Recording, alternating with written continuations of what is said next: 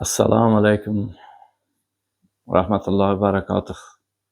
Mana men Azamjon Jo'rayev Berqulovich Toshkent viloyatidan, Begovat shahridan Andijon shahriga keldim. Asalari bilan davolash joyi klinikasi bor ekan.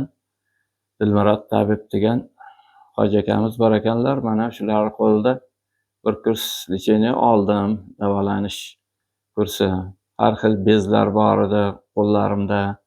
Shularga mana chaqtirib nima qilgandan keyin 1-2 martani ichida o'ng qo'limdagilar umuman yo'q bo'lib ketdi.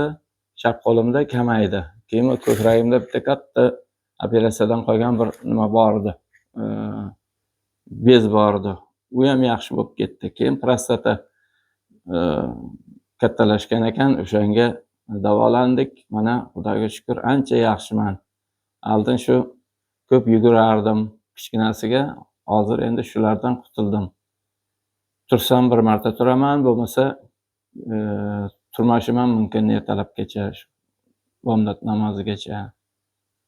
Shu endi kelishlaringni tavsiya qilaman hamyurtlar.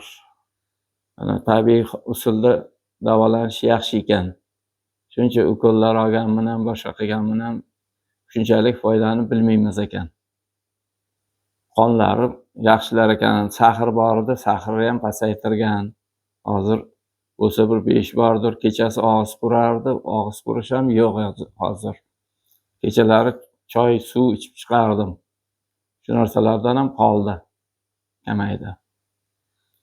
O'zim ichkim kelsa bir marta icharman kechasi, bo'lmasa yo'q. Xudoga shukr, mana sizlarga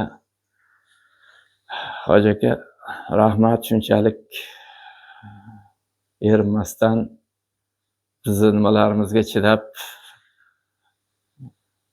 davolaganlaringizga Alloh rozi bo'lsin sizlardan.